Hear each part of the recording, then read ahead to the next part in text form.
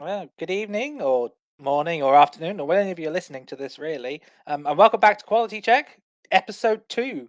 Now, with even more guests. We've got them, your favourite players from around the UK. We have my guest number 1, Robbie, AK47. You know him on Twitter, in England, in America. You've seen the clips. You know he makes your favourite UK EU players rage. Why don't you introduce yourself, Robbie, for those who are living under a rock and perhaps don't know you, if that's at all Thank possible? you, Tom. Did not prepare an introduction for this, but here we go.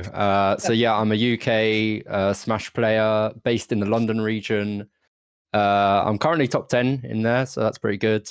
And I kind of go all across the world, kind of known as Mr. Worldwide when it comes to Smash. Been to, I think, America, a couple other places, just anywhere around the globe. So yeah, causing a few upsets here and there. And then I just like talking about the game as well a lot. So thanks for having me on the podcast. No, thank you very much for coming. And, last but not least of my special guests is Joe Cars, up in the Midlands somewhere, northwest, I think. So why don't you introduce yourself? Right, hi, I'm Joe Cars. I'm in the opposite. I'm in the East Mids with Lincoln. I'm a TO. I'm an aspiring one tour, hopefully one, and also a graphic designer on the side. Yeah, hi chat. I know this is recorded, so that does not matter. But hello, I wasn't prepared for an intro either. So It's all right. I didn't check my facts. You're a completely opposite end of the country that I thought you were. So, be warned if you're on here. Come with an introduction, otherwise you will look a little bit silly. Um, and then not a special guest, but a special person in my heart, Mr. Eid. I call him Electric Ed, just to wind him up. But this is Eid. And why don't you introduce yourself, Eid? Hello, and how dare you associate me with a certain Jigglypuff main? I am your average 2-2er Incineroar and a chronic TO, now TOing like 5 different tournament series, and apparently I've got my disgusting claws in this podcast as well, helping to organise it as well. So yeah, I'm in Bournemouth fighting against the wave of cringe that is constantly hitting our region. One day hoping that I will leave this cursed place and maybe go to the Midlands or some shit where people are less horrible. I mean, Incineroar did I find beg to differ. I mean, Not if you go, Min, yeah. I was going to say, if you go to Lincoln, you've got Min Min. I think all of the Min Mins just concentrated in one place because we've got none anywhere else. They're just all in Well, Lincoln. So I say keep them contained. Nia knows how to do it. Yeah. And obviously, we've got Aaron from last week, whose camera is playing up, but he's here, in more than just I'm spirit. here. Yeah, say hello. Just about. Yeah, I'm back. Are we all TOs actually? Are we all Yeah. TOs? I think we are. I think we are actually. I'm I forgot to say I was a TO, but I'm a TO as well for the counter doesn't attack understand series. TOing. There He we has go. terrible opinions on that Sign up sort to of stuff. Smash about Damn. 16 that Saturday. Next Saturday. Um, But yeah, I was just going to say, to Lincoln, please. it's funny that you mentioned that you're all like TOs because, I think a large part of the UK at the moment, a bit of the struggle is sort of encouraging like people to travel and interregional competition. Like you get a lot of players who just sort of sit in their own regions and do really well in regions, but you never see them out. I'm kind of guilty of this. Like I do really well in the south, but I'd never travel anywhere. You've got a lot of other players who do really well in their respective regions. Like London is a big one.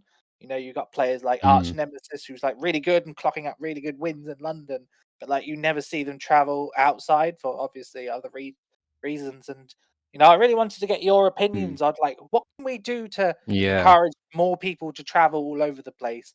I want to start this. Sorry, quickly. Go ahead. Yeah. Sorry. Yeah. I think this is England diff. Go ahead. Yeah. Because Wales, Scotland, Ireland, Northern Ireland are all traveling constantly. We English people are just fucking lazy. I don't know what it is. I don't know about. Obviously, we'll have a chat about the specific regions in England in a bit. I think the southwest partly victims of circumstance in that we live 800 billion hours away from everything. But I do think there's certainly, there's people in the north of Scotland who travel down like 3 or 4 times a year to like the south of England and the Midlands, which is like even further. So I think we're, but I do want to say, we talk about the UK not traveling much. I think it's probably more of an England problem because the other countries definitely travel more. But I just wanted to start us off by kind of making that clarification because I think we're doing Scotland particularly a disservice.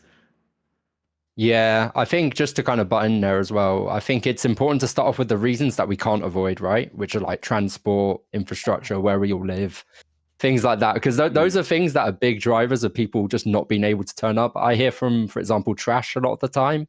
He's obviously a working man, but when he doesn't work, some of the trains from, I think, is it Portslade or something, somewhere down south, I have no idea where it is, some mythical region, all the way to like MD, and sometimes the trains just cancel or his way back home cancels, and that kind of changes the dynamic for a lot of people who just want to visit, just want to kind of hang out. So I think it's sometimes down to trains. I think also the community is notoriously bad at like planning things in advance, I would say as well. No names, but Lugi and people like that sometimes kind of leave things to the last minute. So I don't know. I think there's a bit more in terms of making that resource available and kind of encouraging people to go a day or two earlier, just so they don't run into those issues. And we have DQs and things like that. And then there's also just kind of paying attention to train strikes and all that.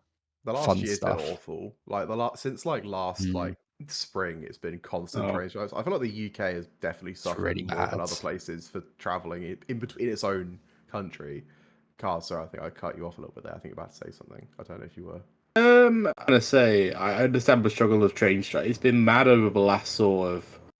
Well, for me personally, the last 4 big ones have all had train issues, which meant loads of DQs on the day and awful occurrences like that, just people dropping out last minute. And I think that's going to be the same for a lot of tournament series who rely on players. Like London, you're more or less fine because you've got like 12 different trains. I don't know. Like every time I've been in London, like 7 different train lines. Yeah. If one's cancelled, Overground's okay. You're good, get guys. the but bus. Yeah. Londoners lose their shit if a yeah, train for a scene which has like they do, bro. It's crazy. Can confirm. I made that tweet about the tube taking 20 minutes and I lost my mind. Writing on the walls, just pure insanity at that point. Just Robbie on the but I platform, was rocking back and forth. Gonna miss my I was gonna tournament. say, yeah. Exactly. I think for the big one, especially, do you remember there was two sides? There was either me going the day before, I made the big one, I was there, I experienced it. Darkstock was like, no, I'll go on the day. Trains delayed, doesn't get there in time, DQs, and then like Scrat gets 9th or something like that. Yeah. So it's there's like a bit of a different dynamic there with for everyone. Really shambolic. Yeah, no, we've had with like Smash Mania stuff in Southampton, we've had to actually like fully cancel a tournament just because it's like we always like run into train strikes and things, but for like I think the last one or the one before, we literally fully had to cancel because like so many people couldn't make it, and like we didn't get too many sign-ups because people don't really want to travel down south, especially with all the strikes. So like we had like 20 entrants. We were like, well, obviously there's just no point. You just got to cancel. I wanted your opinion on that as well, because there's been a few counterattacks down in Croydon that I've cancelled just because of really low entrance. Because I'm investing my entire Sunday to go there, run everything, play the games, etc. So I get to play in the tournament, which is a big plus, obviously. I get my practice in, I get to kind of help people as well. But sometimes when it's like 4 or 5 entrants, it's so demotivating after like basically advertising the entire week, every single day on every single platform. It's kind of something you can't help. So I was just wondering what your opinion is. Does cancelling a weekly like send a bad message, or is it okay sometimes? Or so yeah. Aaron, you no, got enough. Well, I was just gonna say for Southampton, it's like I don't think we've really cancelled weeklies or anything, but I get what you mean. Where we've had such low entrants, like I remember we've had weeks where we literally had like 4 people there, if that, and we literally just run like a round robin and that's it. But it's mostly just a grind session at that point. And it's like, it's like obviously we're in a uni building there, so there's no venue fee either, so that's not a problem. Whereas like places like Bournemouth, you get like 8 people there, and it's really like a struggle to actually meet the venue fee. And it's situations like that where you have to consider cancelling, which I'm guessing is kind of what happens with Counter Attack potentially. Yeah, so just Yeah. you mentioned Bournemouth as well. I mean, yeah, like we've recently seen a real kind of dip in entrance, and I think we're kind of kept afloat by Melee lot kind of doubling our attendee count, which is really helpful. But for other places, like, so you don't run Melee or Absolutely, anything. yeah. We don't run Attack, anything but Ultimate. so yeah. you know, if your alt crowd doesn't show up, you're kind of screwed.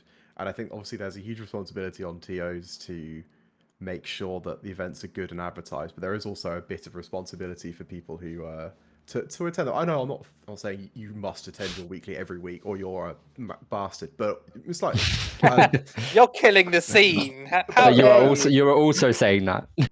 I'm semi saying that, and so just I mean I've had experience of running events in an area where there is no like through traffic. I'm talking Plymouth. So I still do TO down in Plymouth as well. I'm the TO. I'm on the TO team for the Bournemouth Weekly, but I also still help run smash abouts in Plymouth, which are kind of semi-monthly every now and then.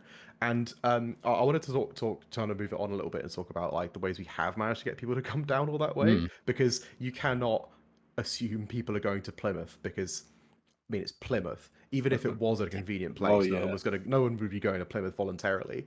And so because just to sort of share what I've managed to do, like I spent like a lot of time basically shit posting about Smash About, and I know that Cars, you did kind of the same thing for the big one on September 30th, hosted by LSB Cars. And I think that we had to do a lot of work on. Like, I mean, I was like DMing like dozens of people a day, asking them to come to Smash About in January because we wanted to make it like a bigger monthly than usual. I was like telling people, do not rely on the trains, drive down, like DMing people I know who have cars because then they're bringing 5 extra people as well, and monitors and everything else. I don't know how I got roped into that. Yeah, Aaron was one of the poor bastards that had to drive for us. And so, you know, what have you guys found that has worked when you have managed to get like good attendees, or do you reckon it's just been kind of like a roll of the dice and it's just like fortunate enough that month people fancied going? Because I found harassing people individually helps. Not that I'm saying you should. I was going to say, I'm going to say. Sorry. Oh, I mean, go ahead. That's fine. After you. I was just going to say on the topic of driving, like obviously it has become the most sort of reliable way to get anywhere. If you're looking to attend something and you don't want to take on the gamble on trains, even for monthlies, like the cars are just so much more convenient. Obviously, you can pack 4 people into a car. If you split petrol, then you're looking at what, 10, 15, £20 gets you pretty much anywhere in the UK between 4 people. So that's not too bad. I think one way we could sort of incentivize people is just by giving, like, if you're out of area and you're coming like a really long way for something, just like helping out with like venue fees or like your bracket fees would just help so much. But like, I wanted to go to like Liverpool because over level 2 was there. For context, that's a 4.5-hour drive for me. If I were to take 4 people in the car, that's a 4.5-hour drive. That's probably like £15 each for petrol there and back, which isn't the problem. But then I've got to sort out accommodation, and if I'm in, let's say, an Airbnb or in a hotel, that's going to run me £100, £150 easily, and then I've still got to pay like the £10 entry fee and the £10 bracket fee, the venue fee, sorry, and all of that has come to cost like £200 just to go halfway across the country and sit down and play Smash and go something in 2. So like, I think incentivizing people, because if you're like, let's say Liverpool, all the people in Liverpool and the surrounding areas are going to go to it anyway, right? They're always going to go because it's near me. It's a 30-minute or an hour drive. That's not too far away. But if you're like coming from another county or like somewhere so far away, like incentivizing them to be like, you can have like half price venue fee, or do you know what? We've hit 55 out of 64, cap. If you come, I'll bring 5 of you, and I'll just waive the venue fee. And it's like, well, that helps so much because that's a tenner that nobody has to pay. And then if people can sort of help put people up in like sofas and things like that, which I know is always isn't an option, but like that always helps as well. But like if you're running an event, just ask a few local people, like, can you host a few people? Yeah. And just say, look, if you're going to come down, Cars has got room for 3 people. He's more than happy to, lie on his bedroom floor. Just don't wake him during the night or something. Like, I think that's There's something room that's for really everyone, guys. If Party there's at space, Cars, there's everyone. space. I was going to kind of allude to that as Like, well, because yeah. it's Manchester, what was it? Grand Conquest or Grand Conquest 24. You're like, oh, that's a fantastic tournament. And then you look at the accommodation for Manchester and you're like, oh my God, it's £200, Yeah. £300 it's for like insane, 3 yeah. nights. It's insane. So any sort of like financial incentive to ease the burden there. But I don't think GCQ is the event that needs help. It's the smaller regionals in those Yeah, kind of exactly. other Yeah, I regions. Like, agree. I don't know, I'm trying to think, like Over Leveled is doing quite well. I'm trying to think somewhere north that could do a bit better.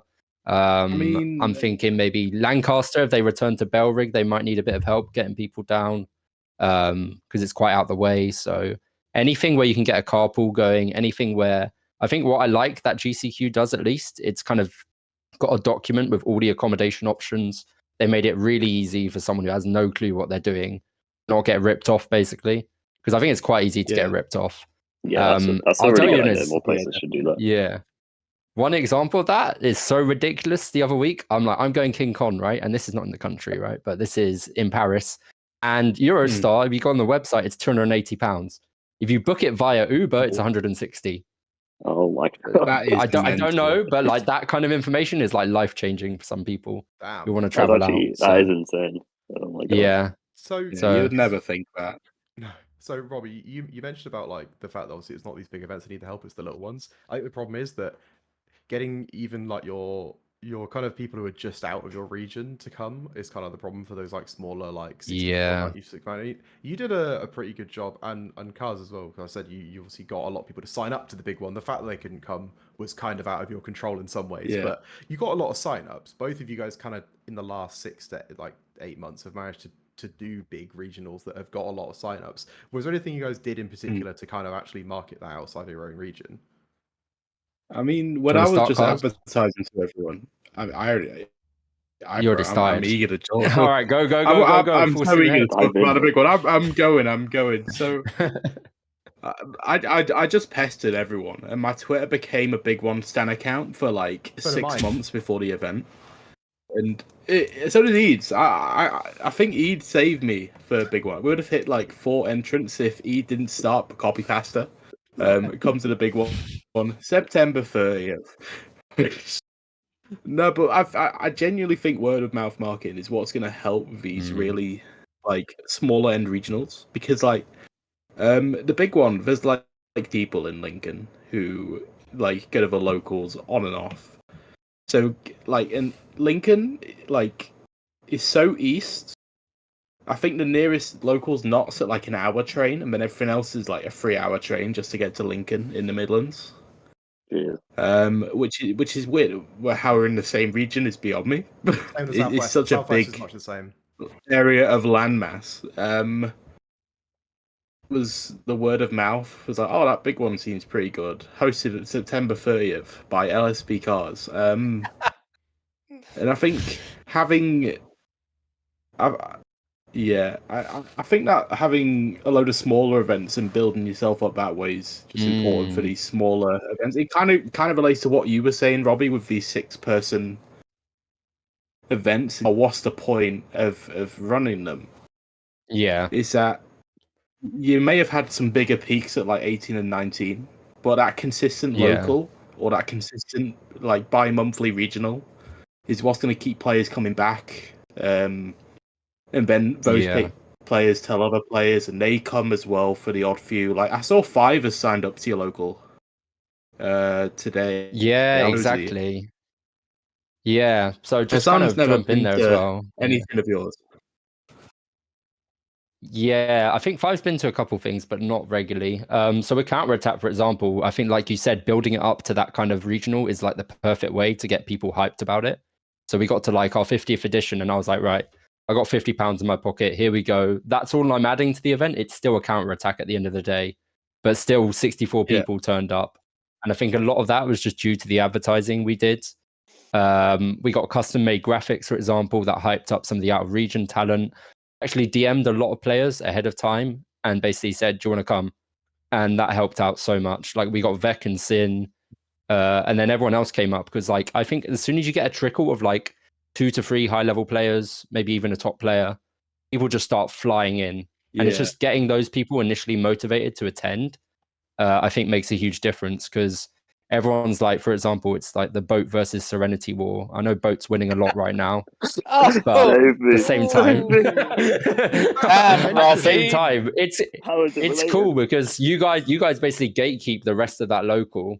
But the one time that someone like, you know, gets a win on Aaron or gets a win on Boat, it's really hype to them. Like it's something they're working towards. So similar with counter attack, but at the moment it's just me running the show. I want it to be like me, Darkstalker, Ascro, etc. Because then that just makes it less predictable, right? Like anyone could be anyone kind of thing. Yeah, like There's a building goal to aim for. storylines for these things is just going to be really good throughout. I think at the very first like big ones we ran, we just had Burnsy coming and winning every one. And I think at a big one 4, sorry, I might even be lying. I honestly can't remember who won. Was Like, it Honey? Honey won one of them. I think Honey won the 4th one, right? Or am I trolling? They won like the larger one in Saxelby. She won from memory. But like you get these Lincoln players like White, like Nia, and then it's the only chance to get to fight people out of Lincoln really, because back then they didn't travel at all. So you get to build some really good storylines off of that. Like I think White got second once, one of them beating Wills, beating a few other good players, building a really good piece of hype for the big one. But after that, I think we had the biggest one in India, which was like I think 48 people. When the one before that got like 19. It's just a case of building them storylines and getting people hyped for your event, which is going to help. So like smaller scale events, which. Oh no, sorry. I just. Oh, sorry, Aaron. Do you want to? I know. I was just hopping in. So because obviously that's like kind of the regional stuff. So for those regions, and this is kind of related to that. These are kind of talk about the regionals with locals, and this is obviously because Robbie, yours is in a sort of weird spot where it's like an all-day event is your weekly. But like for kind of the more traditional weeklies like Bournemouths and Southamptons, Portsmouths, Lincoln has a kind of traditional evening weekly as well, I think, don't you? Yeah. So yeah, we do. So those with that getting people to those that aren't already going is kind of a different challenge because a lot of the time the people you're trying to get are people that aren't already really mega involved with the scene, whereas the people you're trying to get to regionals, people who are on the infamous Smash UK Twitter. Hi, if you're watching it via that. And so like how have, because I know that Bristol have recently had this like massive upturn after like a massive really long-term slump of like attendees, and they said that they basically managed to just market it via the uni. We've tried to do the same in Bournemouth and haven't really had much success, so we're like, I mean, we're going to be putting up like posters in cafes in like the town. That's kind of the point we're at, where we're like, please, for the love of God, we need to like get people, more than 8 people go to our local.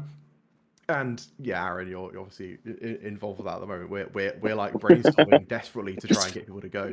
I mean, like, and this is kind of, if for nothing else, a plea for help. Carl/Robbie, how the hell do you get people to go to your local?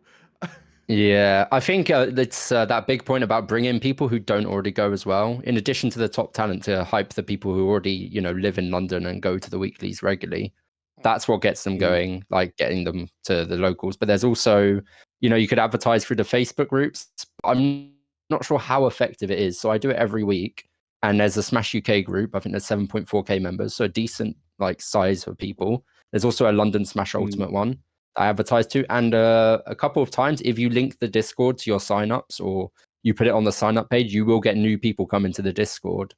And then you can, obviously introduce them, be very friendly, tell them, big tournament's not a first deal. It's just nice to meet people. Just make them feel as welcome as possible. Because I think there's 2 sides to it. It's how you advertise your tournament, and then it's how your actual tournament goes and how you make newcomers stay. Yeah, I think No, retaining oh my people God, is I hard had too, though.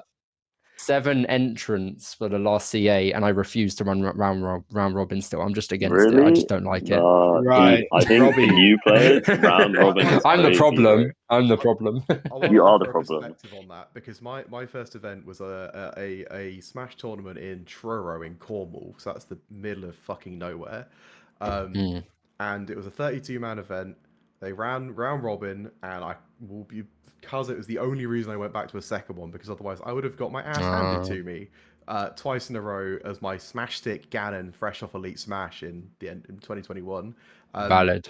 But I do see what you mean. With round robin, it's tricky, especially if it's people, the people who are already going are going to come back week after week anyway. But like new people, I do think giving them something that is just double elimination is a good shout. But anyway, getting to come in the first place is the challenge, and I think. I think Smash, we've kind of got to face the reality that Ultimate is kind of losing its mainstream appeal a little bit just because it's now 6 years old. And so getting people in, you can't just assume that people are going to be excited by Smash because as far as they're concerned, it's an old game because it kind of is at this point. And it doesn't quite have the legacy renown of Melee. So like getting people to kind of be excited by it when you've got like other games coming out is quite tricky. Yeah. I think streams definitely help. That's the one thing we're lacking at Counterattack. We're lacking internet at the venue. So nobody is hyped about the Counterattack storyline. They're just waiting for the graphic. Whereas, like, remember when like Trinity beat Darkstalker twice? Like that was crazy. Like no one saw that coming. That's huge. But it was recorded on a video. It wasn't streamed. It wasn't like, so like it could be way better in that sense. Like you want to make sure your event quality is as high as possible so you retain that talent. So I've had complaints about like our venue being too cold, for example. I had complaints about no stream, for example, or side stream VODs going missing. My bad. But things like that, like anything like small annoyances can just like turn people off from going to the local, basically. And they'll be like, I'd rather go Meltdown or something like that, right? I don't think people realize how much of a poor stream is to a new player. The chance for like them to go, maybe they're like the only person in their group of mates who are interested in Smash, but they're going to get their mates to watch it if they're going, like it's a novelty for them. They're going to a video game tour for the first time. That's what I mean. It was me. That was me 3 years ago. Like it was a novelty. Like my mates they will play games all the time, but none of them play fighting games. They're like, oh my god, you're entering. We'll jump in the chat. That's really cool. They all hop in and they shit talk me all the time. It was great. And I think my second one, I got a game on stream, and that was a huge pull for me. Was the fact that my mates could watch me get fucking destroyed by some person. That was really good fun. And so yeah, I think you're right. I think a stream is probably a huge pull and actually something that would get people. Sure. Same happened to me, start of Ult with DBZ. I remember getting put on stream against Nabster. I think it was an infamous Shulk Marth timeout. And I was just like, that propelled my motivation for the rest of like Ultimate. See, I was timing out from an early age, clearly. But in Smash 4, I was the guy who went 0-2, cried and went home. I didn't interact with the community. After that moment at DBZ where everyone was like cheering for me, I was like, oh, this community kind of cool. And then just stuck I think around. moments like those is really what gets people to stick with the community. Because even if you have like your local 1-2, 2-2 or whatever, like going to a big tournament, they're on stream and like they have like a hype set against someone, everyone's cheering in the crowd, and they can watch it back. I think those moments is like really cool for a new player. Out DJR, yeah, Battleborn 2. Oh my god! Go down in history of Southern Smash. He's still upset. We have our local like 1-2 at the time, just timing DJR out. It's beautiful. We also have like Electric at Rotunian, which against November, and that was a really hype set, and he still brings it up to this day. And that's like one of his. So he's quite a new player still, and at the time, obviously, he wasn't quite as good. And I think that's sort of one of his core memories of it, because he still brings it up as being like one of his favorite moments ever. For sure. Yeah, I think it's all about treating those people who go 0-2 and 1-2, because those are the people you want to come back every week. Like your top seed will turn up because it's free money for them. It is free money. And your second and third £12, yeah, get in.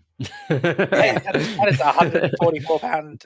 No, it's like what, £48 a month? Yeah, but then I mean, your top player's going to go because the they play the game, and then there's the entry fee. So I'm taking home about £3. Yeah, I don't know about the you, real but reason is they just want to grind and get better, because they're already a good player. That's their goal. They want to be better at the game. Whereas new players, they just want to come, chill, and have fun. It's different. That's what it is. the most fun I have at locals, and we did it yesterday, is once the bracket's over at Southampton, I just sit down with the 0-2ers and we just do 8-player Smash. Like, Oh yeah, it's Yeah, we do talking, doubles and stuff as well. It's a good laugh. yeah, we're talking yeah, about we like did that. items on, like nobody really cares. Everybody's tired. It's 10:30. Just just chill out, and I think that way, even though if they lose and go 0-4 in bracket and AMs, it's like, well, at least I can look forward to like just Falcon Hanging punching. out. Yeah, It's a fun exactly. memory. Yeah. I mean, I got Falcon punched twice yesterday in 8-man Smash. When But the O2er, the Falcon 0-2, punches you, Tom, that is a victory. um, I'm not being patronizing or kidding. That is a victory for them. They're like, hell yeah, I just took a game. If doesn't go I styled on yeah. That Tom. guy won the tournament, and I That guy, did. as far as they're concerned, that's a win for them. Like genuinely, I I remember I took a game off like the TO on my first tournament in a friendly, and I popped off. I don't care. I was fucking delighted. yeah. I mean, yeah. So yeah, it's like finding fun things that you can do with the 0-2ers after, because like some of them just aren't interested in improving. Some are, and then you can sit down and just talk them through it. Some just aren't really looking to be the next, Spargo people. They just want to come and play their favorite video game with a bunch of strangers. So yeah, I think finding different ways of doing that is also a really good idea. So yeah. I will Should we give a quick shout out before we probably segment over to the next topic. Shout out D-Dams, turns up every week.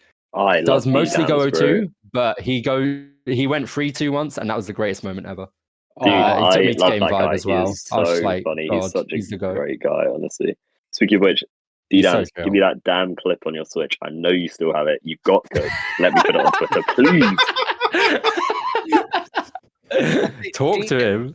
D-Dams is down over here in Southampton at the moment. Yeah. Because he's at Yeah. university. Yeah, he pops up every week. Hmm. Unfortunately, he had to play Diddy Kong yesterday, which he was not happy Oh, about. he's in the Discord right now. He's saying, if you can throw banana and monkey flip, play me. Ah, the Sonic I didn't even style. cause this one. I didn't cause this one. This is huge. Oh, was that Mr. Schlonky Long did that? It was That would be Schlonky. Schlonky Long. he You got came Schlonky over. longed on. He What? came over and he just looked so dejected, and I was like 3-0, yeah, and he was like Diddy Kong. I was like, yeah, I understand. What That's a bad with tag, man. ZSS, I'm pretty sure. Schlonky long, man. Flonky long. What a great guy. I love that guy. He's so good. He should be on this podcast. Oh my goodness. I'll give up my spot for him any day. Schlonky long, Diddy Kong player. All right, Cards, get out of the call. All We'll right. invite Yeah, Schlonky. bring in the Schlong. Oh, you have See ya. not you've not seen his Diddy Kong. It's not a matchup chart. Oh, it's Diddy economics, bro. It's Diddy economics. So every character has an assigned value based on how many Diddy Kongs they are worth. Like Wario is worth 2 Diddy Kongs. It low-key Yeah. makes sense when you see it. And Yeah, Lucas is obviously worth 25 Diddy Kongs. Lucas is worth 25 Diddy Kongs. What? It's weird. We'll have to talk about it one time. Okay, another time. That's a special episode. I will find it and I'll post it to Twitter, and you could just have a look at it. I don't think Schlonky has Okay. Twitter. I will I'm put bi- it to do I'm- so. I'm just beyond confused. How Flabbergasted. how is You really Lucas? can't explain it. How is Lucas No, 25? no, Diddy? no. We don't need to answer this question right now. Leave How the is Luke- mystery. No, That Come to guy's Bournemouth to not find mine, out. isn't it? Robbie, Yeah, wait. He's Southampton. We do not claim him. He's Southampton. He is Oh, Oh, fine, I fine. Come to absolutely claim him. Southampton That's my then. goat. no peep in Southampton, man. No, we're stuck with electric shit posters. It's fine. Everyone's got one. Everyone's got one. Oh yeah, Schlonky, that chart. If you haven't seen it, you I can't comprehend it unless you hear. I can't comprehend it. Yeah, you do. Period. It's just something you have to see and I don't get experience, it. really. Shall we shift to a new topic? I think Yeah. we need to Yeah. control my brain Yeah, again. I think we We're do. losing our minds. I'm losing Diddy Kongs, man. Whatever that means, right? Minus 1,000 Diddy Kong credits. And no, so I mean, I guess I wanted to talk about because we actually established everyone in this call works. We work. What's it like doing work and then going to your local after? You know, Shit. what do you guys think? Manageable. I used to hate it. I used to be in the Eid camp and just say it's shit. But then if you lower your expectations, you can kind of manage it. I remember I lost to the Belmont player Muda at really early in Ultimate. Don't know if anyone remembers them. And I would get so tilted that I couldn't play around Belmont at all. I couldn't move. I just kept getting hit by the whip, kept getting hit by everything. I was just like, oh, this is just a waste of my time. I'll never go to Meltdown again. But I think if you find the time to like get a few friendlies in before, always make sure you eat. I think eating is really important. Yeah, no, I agree. If you don't eat and you just go to your local, you're going to flop. I can't lie. You need that like kind of downtime between 5 p.m., 5:30 p.m., whenever you finish. Like between when you and the finish and local like 7 starting. bracket, yeah. Yeah, So and you ideally. Oh, so you carry on. Yeah, ideally you don't want to spend that traveling. I can understand some professions you just got to go straight from wearing like the nurse jacket or wearing the suit to like. I'm wearing my work Yeah. uniform at the local. There's like a few of us there that are just dressed in like ties. And I'm shirts. working from it's home. Really funny. I'm way too. Rambos pulled up in a suit to MD the other day. I feel Oh, very yeah. fortunate to work from home. We're but, called the stock exchange at Bournemouth because 3 of us literally come straight from work, suited and booted. Like that is we're so good. in. My complaint is just particular to myself. I genuinely do think it's actually not that bad. It's unfortunate for me that my local is on a Tuesday and I go from Bournemouth to London on Tuesday and Thursday, which is a fucking long way. And so I'm up at 5 a.m. To get to London for 8, and then I leave London at about like 4:30, and I get to the local basically bang on 7. And I'm straight into bracket, usually against Boat or Aaron, so which is fun. So I'm playing Incineroar or Snake on like 3.5 hours of sleep. But I think it's worth it. I think if it was any other day, it'd be fine. And I genuinely think that people who perhaps blame their downturns on being employed are trolling. Excuses. There's some excuse there. Sometimes. Wait. I feel so called out right now. I better speak up a bit. Because I remember Cars, you posted that thing like, oh, being employed is hard while playing Mario. It is, man. It is. I agree. But if you're landing your up airs, I don't know, like, let me add one thing, because I will say I'm in a fortunate position where I started competing while already full-time employed, so I've never known anything else. I think I genuinely do feel for people who transition from like being full-time students and just that's me. That's last year. Like Aaron, you go from that to shit. I've now got to like do this. Whereas I've always had to do Smash as like my part-time thing. It was my hobby. Like it's never been my main thing. So like for me, because like I was like obviously student, but like I did music, bro. Like I had time. So while I was out, I was doing 3 locals a week and stuff. It didn't really matter. But now it's like, oh my god, bro! I turn up to the local, and by the time it's crams, I'm so dead. But at the same time, like it's not really an excuse for me because I feel like I'm tired, but I feel like I'm playing the same anyway, like equally as good personally. Like it might just be something you need to adjust to. Because like I can literally, it's not even about practice. Like I can turn up to Bournemouth and get second. I didn't even play Diddy this week. I literally play whoever how I play. Yeah. Seeded you are, I can't lie. And I still get second. Like because you fine. play Diddy Kong. If you could banana and monkey flip. Sorry, how hard is that character to play? It's like a low IQ Ninja. Oh, another hard character. Yeah, whatever. Am I going to land with there or land with forward air? Both are safe on shield. What were you saying, Robbie? Yeah, I will say it's easier the higher seeded you are. So if you have a really hard round to start with and you're like an 0-2er, 1-2er, and you're coming straight from work, your chances are even lower. Whereas the higher seeded people get a round 1 to warm up with. It might go last hit. It might be, crazy, like close. But once you get past that, you're kind of locked in at that point. Yeah, even if it's your first match. Where we have pools first, and I'll drop a set in pools or something. But then obviously it's like it doesn't really matter because we're just playing it for more sets, really. And then by the time we actually get the main bracket, like it's fine. We run round robin before we do main bracket at Bournemouth, because otherwise I would be going 0-2 to fucking Snake and Pac-Man every week. That's what we used to do in Lincoln, but now we're on our like double limb era. So So I finish work at 5:30. I sprint for the bus. I get there at like 6. And bracket starts at like 6:05. Oh my god! After we've set up the monitors and everything. So it's a weird one. I never have time to eat. Jeez. Oh no! I You need get to like a learn to- banana in your pocket or something I need because I need to stock up on like a banana and what do you call it? Belvita. Bloody yeah, love some Oh, those. sort of yeah. some sort of Hell like yeah. chocolate bar or something, You're just to buzzing. That's the get the thing. energy Like levels To be up. anything, really, fair, I right? feel kind of fine until like 8 o'clock. It's like bang on All 8. goes So downhill from when there. I just like, Just out of Yeah. interest, what does everyone here do? If they don't mind saying, so I don't mind starting. I'm a journalist. I write for Nursing Times. Like, so I spend a lot of time. Like, it's not a very physical job, but it's quite like a, like it's I'm writing like 5,000 words a day worth of stuff. Like, it's quite. I mean, it's shit for my hands. To then go and play Smash for like 4 hours afterwards. So like, I'm not like physically tired, but like I'm completely mentally drained. Hence why playing against 5 zoners isn't great. But like, yeah, what is it you guys do? I'm curious to hear like if there's like a big difference in our opinions based on what we do. my job's like a mix of warehouse work and then like over the counter sales and Right. other areas like that. So I get a large mix of stuff, but I feel like depending on what orders I'm given at the end of the day is what's gonna decide whether I get like second or like ninth. Because Yeah, fair enough. if I have to work in like an electrical wholesaler, Okay.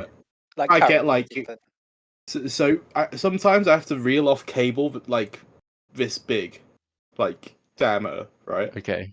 If I have to That's quite yoink big. that right at the end of my shift, I'm done. I'm making I am making it to Lincoln Uni, bro.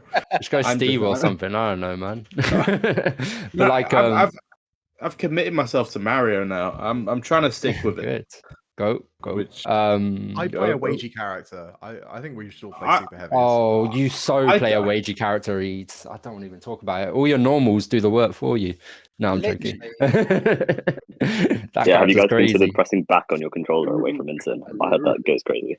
Robbie. Sometimes when you intentionally press back, but you get caught by the side B anyway, Yeah, it's the let's worst say moment of my hypothetically life. you're on Yoshi's. You're Oh, in yeah, tech, yeah. you're In Smash, you're in aren't they? No, Smash I and tech rolled away and then I F smashed. It was my error. I deserved it. Are we gonna skim over how Robbie plays the most wagey character in this call?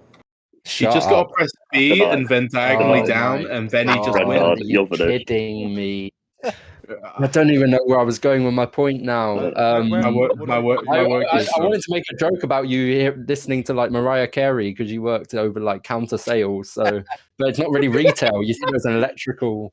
So you're fine. You're fine. You're chilling. I guess to segue to me, I work in consulting. So managing a bunch of people, bunch of Teams calls, bunch of PowerPoints, like a lot of data analysis and stuff. So brain can get fried on busy days, but on non-busy days, I'm like chilling. I think it helps that I work from home a lot as well. So I can kind of plan my time. I don't have to take my big rucksack with all my controllers with me into the workplace and things like that, which helps actually just physically. I don't have to take my laptop with me to like the local, for example, worry about all my secrets getting leaked, all of that stuff. So Robbie's, honestly, like, notes. He's got notes on every player on his Yeah. hard drive.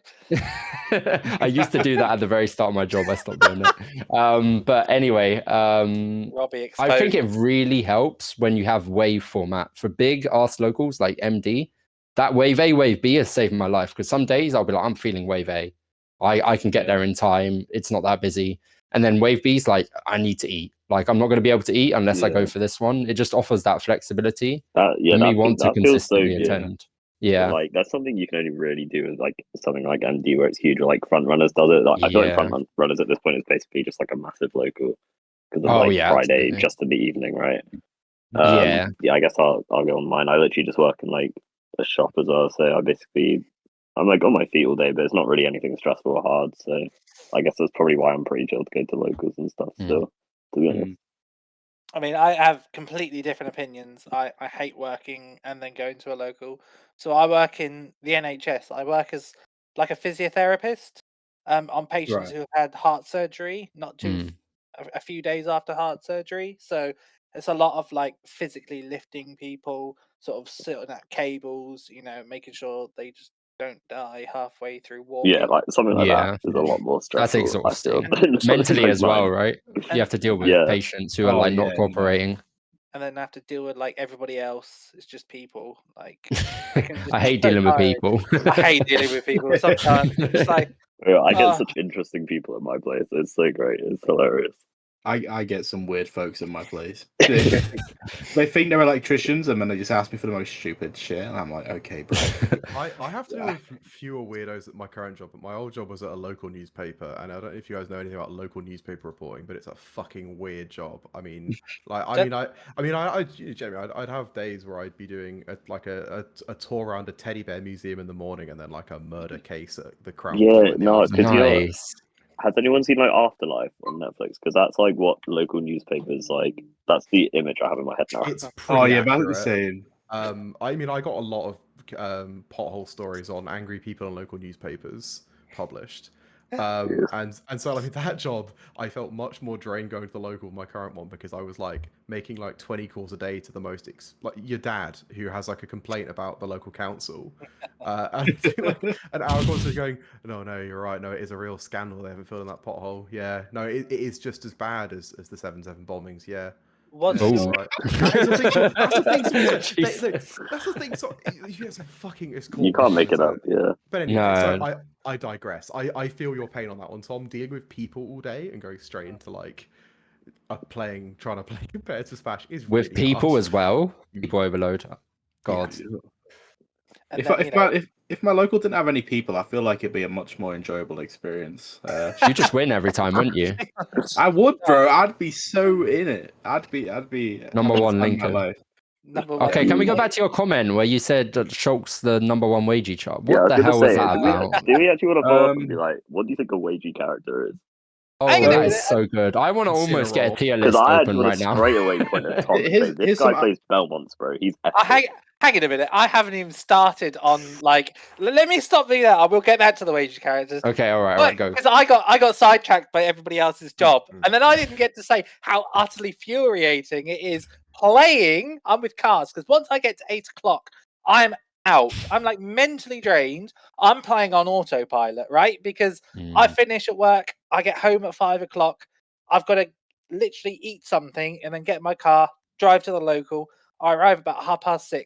What makes it worse is that a lot of the people at my local are like either uni students or they're like unemployed. So they've Oh, got up- bro. Those Playing bastards. since 2 p.m. Playing No. since 2 p.m. literally they Yeah. get up and they've had like 10 hours sleep because they got up at midday. They've been grinding since 2 o'clock for 3 hours. Their hands nice and warm, all got all of those Ras on deck, their ledge trumps are on peak. And then I'm turning up. I'm half dead on like 4 hours sleep. I've barely had some time to eat. My hands are knackered. Half the time when I'm at locals, I can't even do holy water forward smash, which is like mad I've been 'cause he doing lost. that for No. 5 years. Aaron, he literally got up off the ledge.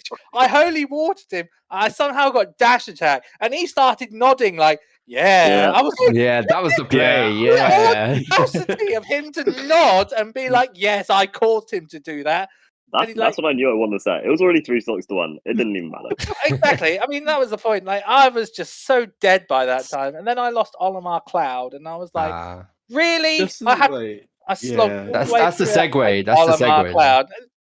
Bro, I am. That is the segue. Tom, I think you said it. It's you had to play on autopilot. Okay, so which characters thrive on autopilot? Does That's what I'm Shulk saying. mashing into you on speed art thrive on autopilot? No, No. he becomes 10 times worse. I also low-key think Incineroar is bad on autopilot, but I think people don't necessarily agree. No, listen. Right. Let me cook. Don't move your microphone. Get to fuck. No, listen. The reason I say that is because I have to play reactive, because otherwise I'm just getting killed over and over again. I would argue that so you're much right, more. actually, in Bournemouth. You're right. in I've Bournemouth. never seen this version of Cars. Cars, you get your The meme! Oh my god! No, I'm not. Right, I'm gonna stop you right there. I'm gonna explain how my main is actually the most oppressed here. Yeah, Mario? low-key, you might be Hang right. on. Actually, Oh, never mind, you're not right. Think hang on a about minute. it.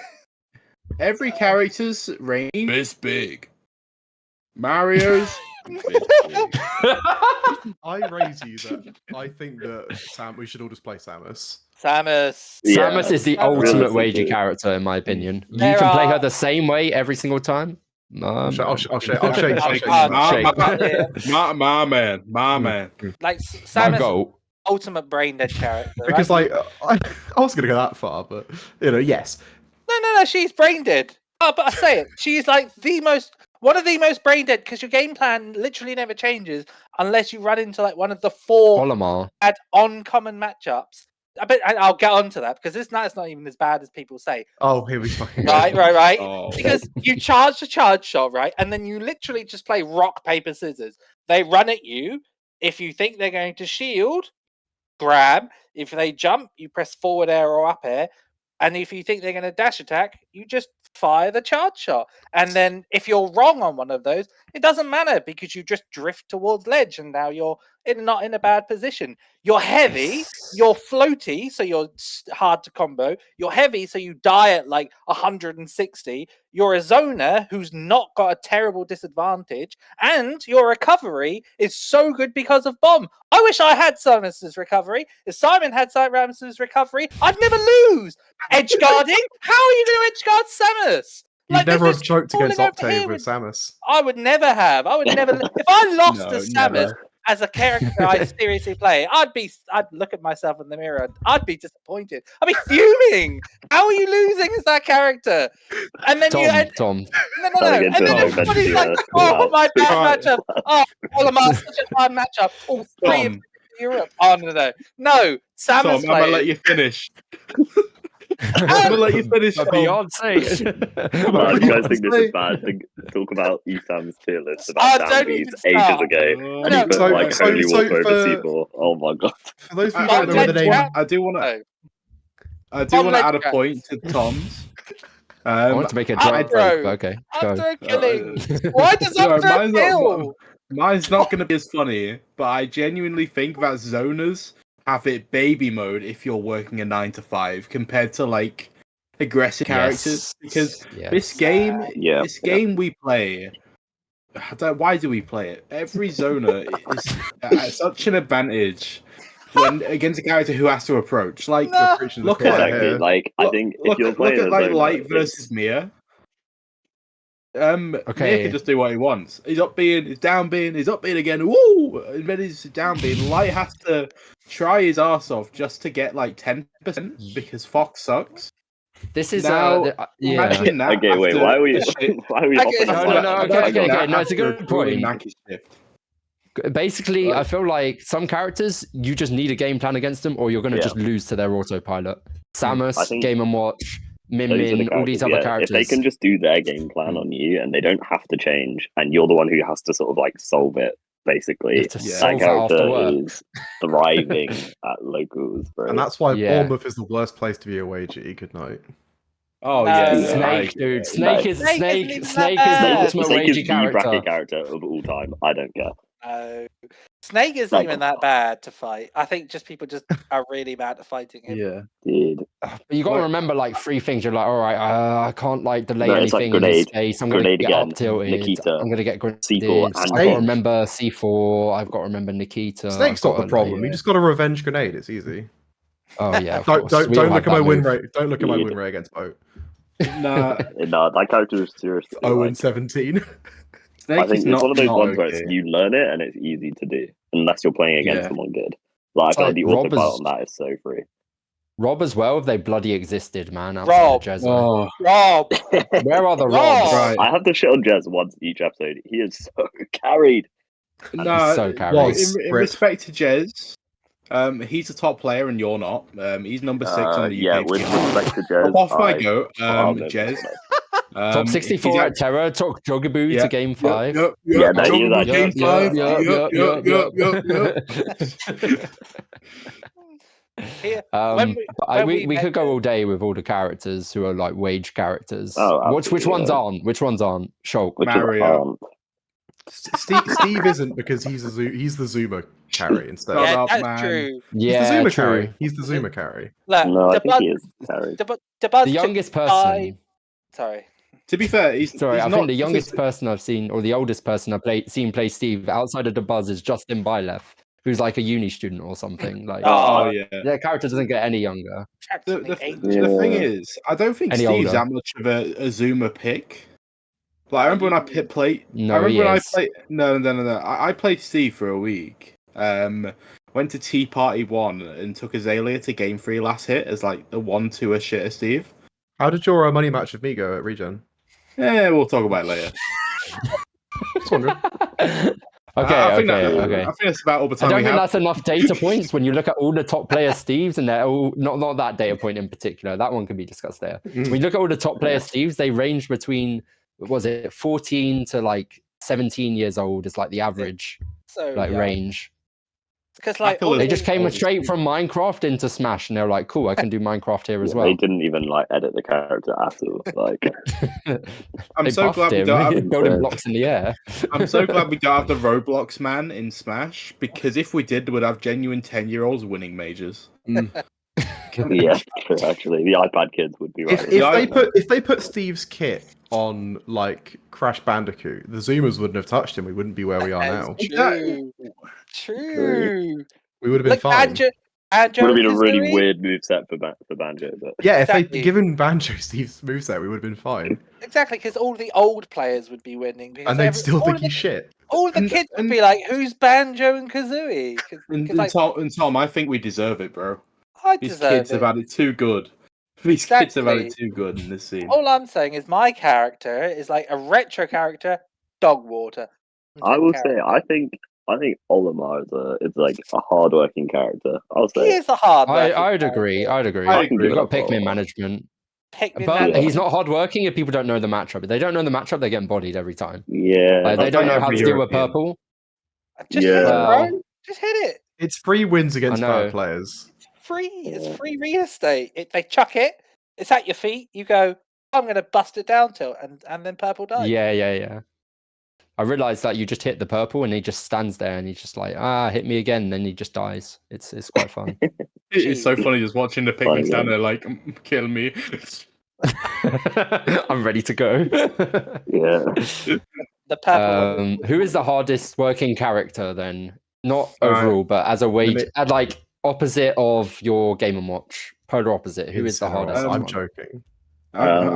Before Robbie says Shulk, I think I've got to put in my serious opinion here. It's not Shulk. And say Sheik has to be the hardest working character in general. Sheik after work? Oh my god. Imagine Sheik after work. You'd hit like 10%, get killed by instant side B.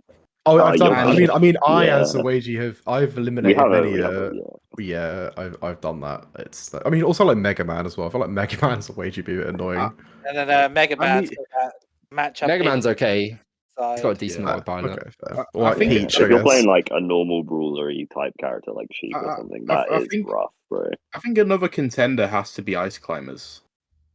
No, okay, they touch you once, you die. No, we have an Ice Climbers at our local who is a wagey, I believe, and he kind of goes nutty, and I getting better. We have an Ice Climbers who is not a wagey, and Josh, if you're watching this, I really hope you get a job. So your Ice Climbers hits me once, and I don't die at 0. Lobby has been fucking up everybody. That's my personal call out there, but love you, big man. Yeah. Lobby, thanks for being boat. Don't talk to us about nearly beating boat. Yeah. Okay. I was trying to bring up the character select screen and just have a quick look. That's what I was doing. Like, Peach was the first one that came to mind. Peach is until they 0 to death you off turnip. But they'll drop it because they'll be knackered. Turnip trains. I think Peach is a hardworking character, but like Bowser's so easy after work as well. I just wanted to say Bowser's so bloody easy. Super heavies in general, I think good bracket characters are usually good because the whole thing is that like I think I have to play reactively as like a Incin and like other super heavies, but at the same time I don't have to like Like I don't have to do many interactions to kill someone. I so mean, like, yeah, I the don't other have to- person has to be scared of you, Randy. Yeah, like at all like times, the right? mental damage is going in both directions. Like, sure, I want to pull my own skin off when I'm against Pac-Man, but at the same time, I just need one run off side B and Allison is dead at 25%. So like, you know, it comes and goes. Same with like Bowser as well. It's honestly, it's Sheik or Pichu, I think, and I'm Oh, leaning towards Pichu Sheik. easily. I hate I'm leaning Pichu. towards Pichu, actually, I love Pichu, Pichu as a character. Pichu. I hate how bad he is. I'd say Pichu. Pichu makes sense because I think survivability is something you've got to have a well and sound mind for, and you do not have a Yeah. well and sound mind after working After in the work. NA If you're not or Zen, like while being playing Robbie Pichu, you're not doing well. AK47. You got to hit your shit as well as Pichu. Like, if you don't hit Oh, it, it's yeah, over. like- At least Sheik can camp. Sheik can camp. If Yeah, like true. comes to Pichu worst. can't. Like neutral is Okay, Pichu just disadvantage. can't do anything. Yeah, Pichu Yeah. sucks. Pichu's camping just hinders him, bro. Yeah, Character's so bad, man. I'm so sad. Nator doesn't have a job, does he? Well, apart from Smash. he I was must. gonna say he's Well, a full-time. He's a full-time streamer computer. I'm pretty sure. Yeah. If he did, Okay. we'd see him on the Midlands honourable mention list. I'm sure. Like, I feel Yeah, like I think. Go ahead. that's the problem with a lot of the characters in this game. They're like just really easy to play. Like a lot Oh, of the yeah. characters you can just The pick game's up and easy. play. Like the game is easy. There's like a few harder characters, like you've got to put some Yeah. time into. Yeah. And Even like then. your Samuses of the game that just practically plays it for you, right? Or ice climbers, you just learn the setups, you do them. Like, Go on, then, Tom. I mean, Do we want to take like maybe like 2 seconds to basically just maybe talk about some ways that you can kind of like mitigate the issue of being tired? You can mitigate. I don't know, Yeah, just yeah. have as much ready as possible for the local. Like Put the I fucking like energy game drinks plan away. notes. That as well. I think having too much coffee as well is bad from my experience. I've had a lot of coffee Yeah. before a local once, and then I just start mashing, and I'm just like, I Yeah. can't stop mashing. I Get the can't crap. space my aerials. I think that might be a problem for me now that you've brought that out because to be fair, I'm just jittery as hell. We've got a free coffee machine at work, and I'm like, yeah, we're getting Oh in. no. Yeah, we're down. I think it'll help Have a good me, night's like- sleep. Oh, I've discovered this recently. I was like going to Sleeping. locals on 5 hours sleep, and 5 hours, that's a bit much. and after work, and was like, yeah, cooking. You I was like, "Oh, You get 5 hours. That's Bro, like the I'm doing the local on 3. All right, let's have a Out of brand. competition Don't here. do that. Do not do that. It's God. not. I Right. think in general this is a good point though. Like just being generally like healthy or like sleeping well, eating well, and stuff like that. Like Yeah. that shit actually Yeah. like helps significantly. Low key, something that energizes you during the day. Like sometimes before locals where I do really well, like the MD, for example, that I got 7th at last week. I beat like Silver Lotto or something, pretty decent. But like on that one, I went for a run earlier that day. Oh yeah, and that that stuff energizes That just you. like energized me. Yeah. Yeah, like you're mentally it's advertising good. running. Yeah, it's good. Oh. I feel so much more Yeah. awake on days where I've gone for a run. Absolutely. Whoa. Yeah, because you feel knackered and then Yeah. you get the energy back like later in the day. It's Have a good. banana afterwards. We're talking about running in Mm. Champman's and not even in the core. I was going That's to say, crazy. I know. That's crazy. Champion man. Legends. Man. champion mentioned at the Wi-Fi team. Okay, players who are the best after work. Number 1, Champ Man. That's it. That's all I have to say. yeah. Nah, cap. Yeah. It's hard to judge. I'd personally say No, we I'm don't need to go kinda into this topic. I was just joking. Right, well, sorry for trying to keep the ball rolling, Robbie. Too long did not read. Work hard, wages, super underrated, and Zoomers who don't have work are carried. Yeah. Fair enough. Are we Amen. in Settle on terms, that. in Amen. terms of a But yeah, they released the new season 3 rankings from what was it? Like last April to December. Yeah, April to the end of the year, I think. Yeah. It was actually quite interesting to see because it kind of made me realize that the UK is in like a really competitive spot generally. I feel like obviously outside of Bloom Lugia, it's kind of like and Pelly and that it's a bit it's pretty competitive right now. Like I can see people taking sets. Like I saw Giggles on there and I was like surprised originally, but then I was like, oh no, that does actually really make sense. Like yeah. It's just something- like how shaky it is Yeah. right now. I think. There's some things to me which really just baffle me, and I might just be out the loop. By the way, I It's saw in general, by the way. Just if you want to graph it. I've found it. I'm looking at it directly. I'm quite surprised at Kendrick Lamar over Darkstalker. I was very surprised at that. Crazy but I guess, opinion. Terror. Yeah, It was Terror. all Terror. I think Terror just travels more generally. Yeah. How did Kendrick Lamar do Yeah. at Terror? He got 49th, I think, or 65th. 65th. He that's really good. beat Entei, I think, who's like top 5 in Germany. There's Steve, Yeah. Min, Yeah. Banjo probably as well. Ooh. Yeah, they all made those 3 characters. Lovely. So obviously we got the top 5. I think no one's surprised with the top 5. I think the top 5 is pretty fixed at the moment. Obviously, it's Bloom, Lugi, Peliao, Maze. I'm I think surprised. Happy with where Al is, to be honest. I'm quite happy for him because he's a good friend of mine, and I'm happy for Al. he had some really good results early in the year.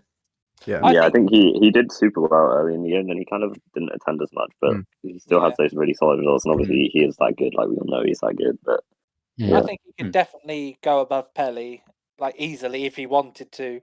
And if I'm honest, if I'm really low key being honest, I think he could challenge for number 1 and 2 if he really wanted to. I feel like with Al, sometimes the motivation isn't there. he's been competing for so long. I mean, it's the circumstance as well where he lives and like. where he lives. If I don't don't make travel anywhere. Yeah, he doesn't. Yeah, literally. But I try and get him out to as much stuff as possible. But yeah, definitely. I think if he really, really wanted to, because he grinds all the time when people ask him to play, and his roster is so expansive. He's got Sora that he plays sometimes. His Bayo, that top tier character now. We're very lucky that like the kind of top level of UK players are generally very like approachable when it comes to friendlies and stuff. I know that this isn't necessarily experience for absolutely everybody, but I mean, Al, I barely know the guy. I've met him like twice. I messaged him before the big one on September 30th, hosted by LSB Cars, and I was initially seeded into a Bayo, and I just messaged Al like, "Hey, we've barely met. I know, do you have like an hour for some Bayo friendlies?" I was like, "Yeah, sure." I ended up being too busy to do it in the end, but like the fact he was just like, hell yeah. I mean, this is someone who's been, ranked in like the UK and the EU for like years now, and I'm just like some random shitter from the region he's not even in.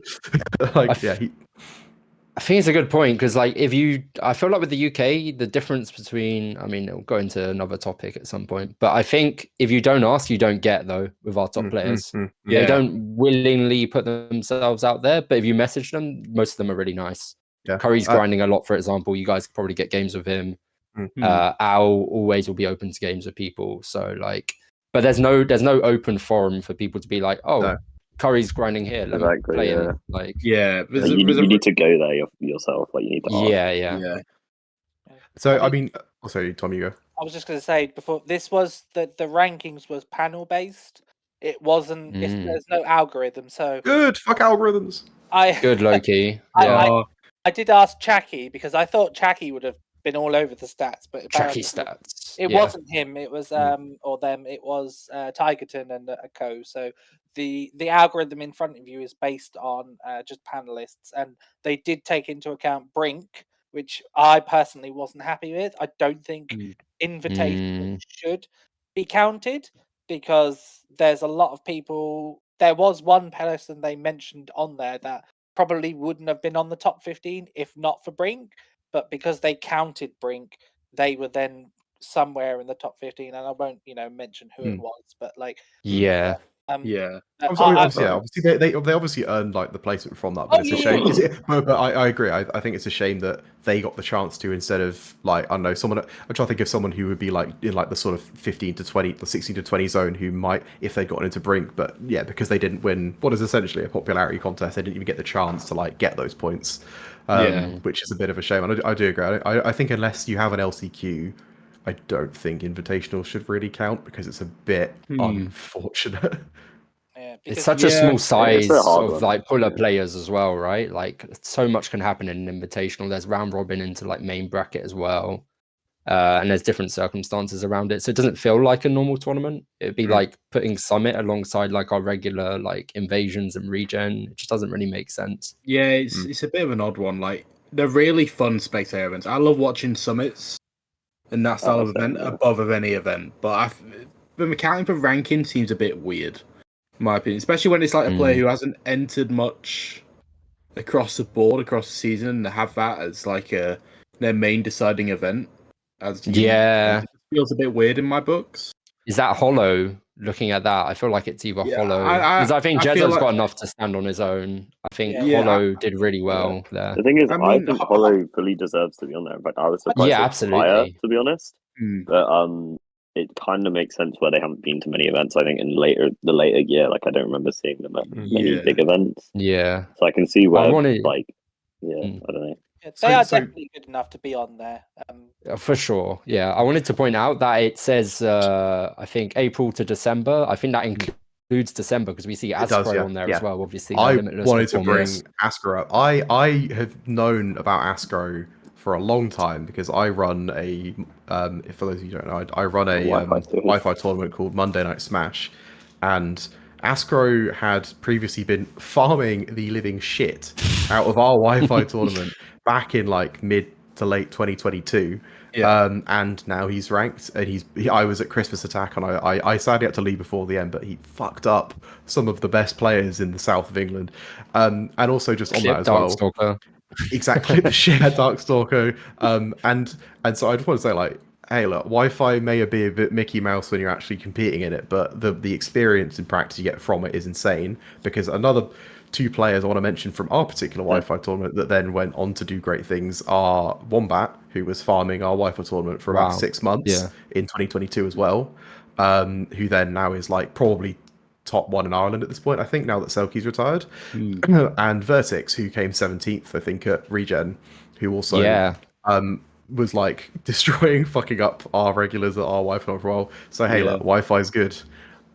I'm just saying, and Astro is going to be top 5 in the UK next year. I think we got past that era of just slandering people for using Wi-Fi, because there was an era of that during COVID. I think I was guilty like, as well. Oh, the offline, you're gonna. I was like, oh yeah, see me offline. I'll get you, whatever. I think with Astro, I'm gonna get me by a 13-year-old Nest main. Astro is really interesting because he's not even reached his peak yet. Like, he's still got really bad disadvantage habits. I can see that just as a player who plays the game and understands when people are panicking. His advantage, though, is like PR level, maybe even like PGR level, Lumi rank level, whatever you want to call it. He's just like, so he's got that like American advantage state. I'll call it that. Let's just say that. I see Astro being like in the top 5 next year. If he improves his like weak areas, absolutely. Oh yeah. Because I think he'll struggle with like Curry and people like that for sure. If he doesn't get held back by being too young to travel, he could potentially make a UPR, but I think he might be a bit too young to really get out there and play in some of the you say that, but UFA. He was at UFA. Me and Robbie on the wavelength there, and UFA. Last thing I want to like mention, just in case we quickly change topic, I don't get the chance to. I'm really sad to see SBF and Streaks in honorable mention. They're like, I don't know about you, but they're I'd say 2 of the hypest players in the UK for me. Yeah. And like, I wish I'd attend more. I know Streaks has his own stuff with Strive, and I'm not sure what SBF's been doing. He's entered one of the tournament this season. He's coming back. He's coming back. He got second at overlevel. Like, I'm so happy to see Sam coming back, but Streaks is gone, bro. Yeah. Streaks is gone. No, bring him back. The most hype player in the UK. He has gone to Genesis. Okay, let me put this into perspective. He's gone to Genesis. He's not entering Smash. He's entered Street Fire. It's over. He's gone all the way to America. He could just flex on people and get like top, like, I don't know, 64 or something. But like, yeah, he just doesn't want to. I sad day for Streak fans. On a more positive note, don't call him. Streak fans. I'll tell him he said that. No, don't please. My life's over. on a more positive note, you got like the rise of Scotland kind of happening at the moment. I swear, like 2023 was kind of like the year that Scotland went a bit nutty. I mean, like, even because I mean, you've got Kerbo, Maze Beans, and isn't Lids Scotland as well, right? Yeah, Lids is there at 15. So now we have 3 on the top 15, but then like beyond the top 15, you have like some really, really fucking good Scottish players starting to do bits. There's some obviously, insane players. yeah, I mean, you've got like Jodgers, who obviously is a bit of like a shit poster on Twitter. Everyone kind of knows about Jodgers, but there's other players. Well, I mean, you've got like Aurora, who was like destroying everyone with Ganon and regen. You got Solarts. Does Solarts count with will be Scotland? PR'd next season if he keeps up. Robbie, he's that American. win is big. He is But American. he'll get PR'd next season if he keeps up. That's Yeah, all I'm he's like- saying. That's my he's- prediction. Like, You know, if he's in the UK long enough to be on the next season to be, I don't know how long he's staying here, but I'd love to see Solar. So it's good we have like a good shulk in the UK now. He beat Maze Beans at the most recent regional, which is really cool because I can actually watch that back and learn now. But I think what's I cool was is gonna say Maze that is was a on big there at result. 5th, despite regen batting Steve. Yeah, crazy. that's really Oh, good. yeah. isn't it? That's quite impressive still. Like, that's clearly the biggest event we had in the UK last year. and then Maybe Yeah. farming Scotland up there. Yeah. And then also, obviously, as South Coast fiends, it's great to see Jezzo at 6. Jezzo show, man. I personally love Jezzo. that man with a passion. He's such a positive influence on the Literally, UK People's scene. champion.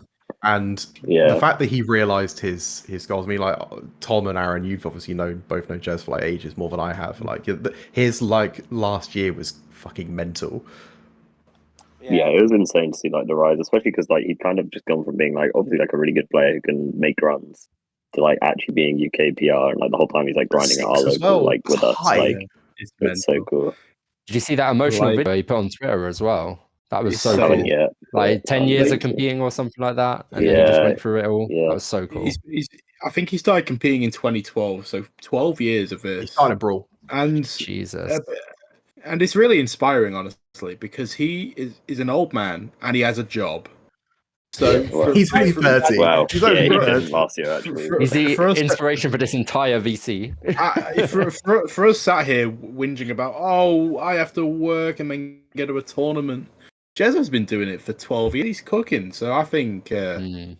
Yeah. we I mean, can it's too. worth noting that he didn't have a job last year, but I was he going did to have say, a job for a lot of the time. So Yeah, there's that.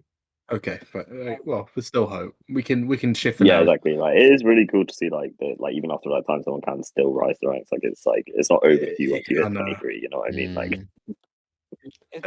it's also interesting to see like most of the PR are still there. We've only lost about 4, maybe 5 players to the honorable mentions or belong. So like we lost Scores and Octave and Solid Gamer. They went off in Zanati. I think Yeah. on Yeah. France. yeah, then the Nazis in France. I Yeah, think. Zanati's gone in France. He's doing well with that. I think it's like there's that, Yeah. what was it, 12 to 15 range, every single PR that just swaps out. New selection of mid-level Oh, players yeah. become high level, and then that just keeps happening because it's so competitive at that kind of borderline to Yeah. get on the Yeah. PR. You actually need some really standout results, like Giggles' deep losers runs, Oh yes. or kind of like Curry's consistency, like things like that. So Yeah.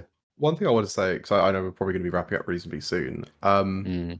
What are there? So the players that aren't on this list, in a year's time, if I kind of just be curious to hear like one player each person thinks has a chance to at least make like honorable mentions. Like maybe like a high level player who's currently like going way up, or like someone who's like just not quite there yet, or even like a mid level player like who's just going to come out of nowhere. Like what are anyone's like predictions for people that might appear there next year? Because I've got one, but I'll wait. I don't want to go I'm first. RobbieAK47. No, I'm joking. Solarts, in my opinion. I think he's got a lot of experience from America, and he's just like got a very good approach to the game. He's also got time. He's a student. He is not a worker. Oh yeah, So that helps a lot. So I think he's making it next season. He's been farming a lot of people who are on this PR as well. Kerbo, Lids, Maze Bean. He's not been farming Maze Beans, that's for sure. But I think he can take out your Kendrick Olamars. He beat Ice Knight at LMBM as well. So I think he's got Primplup, like similar kind of skill level, that kind of stuff. I think he's going to struggle with 1, 2, 3, and 4 on that PR. I think everyone else he can challenge, but that's like might be a hot take. Maybe Curry as well. Curry would be hard because all that Shulk experience. But yeah, I've got faith in Solarts. That's the main one I would say could make it on. And he's DMing me every week with 1,000 events. He's like, Robbie, come to this. Robbie, come to this. I'm just like, he's grinding. Aaron, I know. He's a grinder. DMing me Well, I right had now. some in It's mind, probably and I was another like, event. I've got one, Go ahead. and I might Oh, get Wombat. clowned. I was going to say Wombat. yeah. I think absolutely. Wombat for the PR I was gonna easily. I say, actually looked like I'd want to be there and be like, yeah, me, bro. And like, although I will be grinding, it's not realistic, but I think Wombat would go crazy on that PR. I think the thing to note about that is this is just the UK one. This isn't That is UK. true. No, it's Wombat was considered for this. No. Maybe, but I think obviously it says just UK. So Oh, okay. because I guess thought- there's potential there. the, Then fair the enough. whole point, yeah, because you can imagine if they did a UK and IE one and did not include Wombat, Yeah. I can imagine Irish Yeah. would be the Irish would be not very happy. So Yeah. like, it's difficult to I say. mean, Just looking at the UK PR panelists as well, there's like no if No if Irish rep, yeah. if they're counting Ireland, Vince is on the panel, like without Vince question. is on there So for yeah, sure. that's the fair point, I think if they did include Ireland in this, Wombat would definitely be on there now. Yeah, that would true. He would have been hella robbed if he wasn't. Yeah. I'll tell you some people who were off. I think there was a full list posted, but Zone was in consideration as well. But his out of That's region true. I'm surprised Zone's on there, but I guess there's a travel thing, maybe. out of region Yeah. is lacking, Yeah. unfortunately. Because Darkstalker, when he goes out, he gets the results just about. So that's why he's at 11th position. Zone always like falters slightly. Like regen, I think he lost to Anvil and someone else. Not bad losses at all. I think Kerbo and Anvil, but I'm just like it's not enough. Like Giggles is making those huge upsets. Hollow's making those huge upsets. So Things like Wombat that. was that the one makes I was Wombat was the one I was going to say. But my second answer, because like currently I think because a lot of the people that are now farming Monday Night Smash are actually European players. So we've got like people like Foster Gold and stuff. He's probably going to go pretty mental soon. But the person I was going to mention was, and I may get clowned on this, I think Vec could do some fucking crazy shit in the next year. Oh, He's no. been in the last year. Not a bad shout. In the last year, he has That's gone actually, from yeah. like Wi-Fi nobody to like kind of destroying the Midlands. He's fucking. And obviously, Kodiak I'm especially. obvious, and yeah, obviously I'm biased because I love Vec. He's also an Insin main. He's insane, but I think the rare improvement he's had. If he makes a run at Manchester Grand Concourse, which he's going to next month, I think he could maybe make HM even higher. He just needs one or two really big wins, and I think he's got a shoe in because I've seen him play. I mean, he's destroying like Sin in Pikachu in Sin against a campy Pikachu, like a campy. Sorry, Sin, Campy a campy ass fucking T-jolt throwing motherfucker Sin, and like he's It's crazy. and he's just destroying everyone. So I think Vec could do some damage the next year. One in the same, Kodiak as well. Kodiak just needs big events behind him, but Dead Zone, didn't he just destroy everyone last Dead Zone?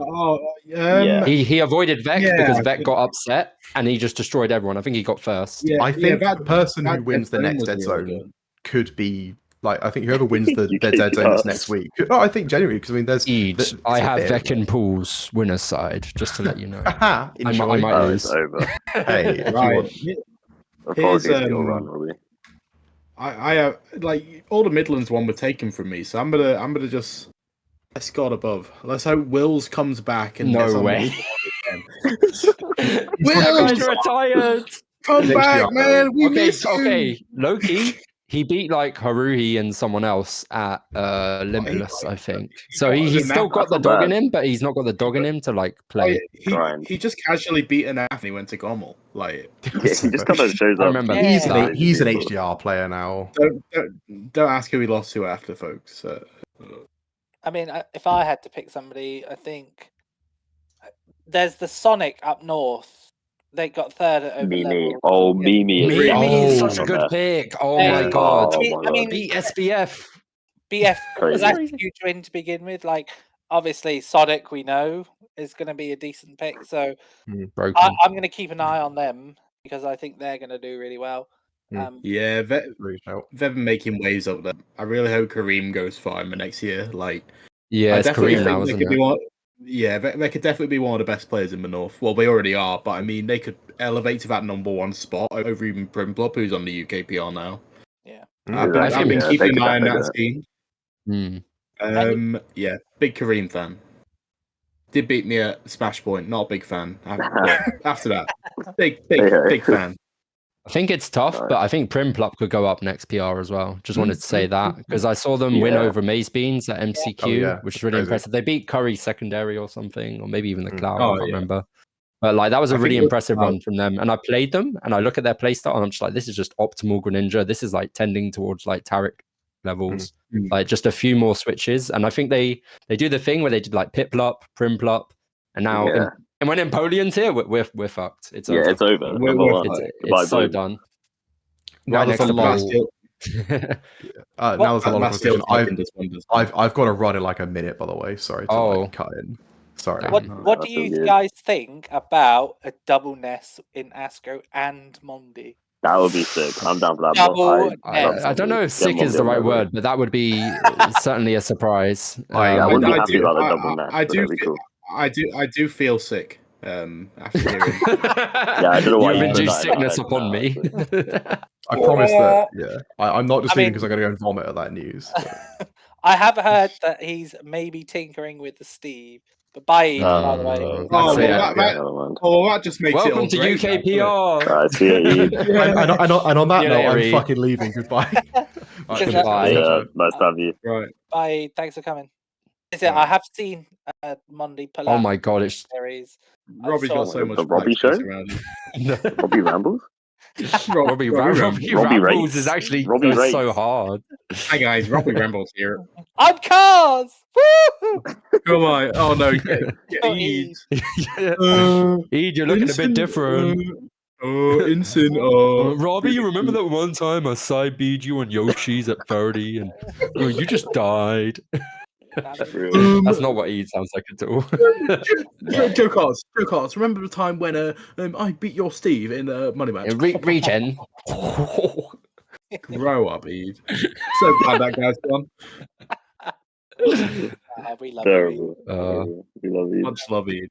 That was kind of a change in topic, though, wasn't it, from what we initially planned? Just because it's so current, right? That this is all happening with the UK PR. I'm glad they didn't take as long as they did to release the last PR.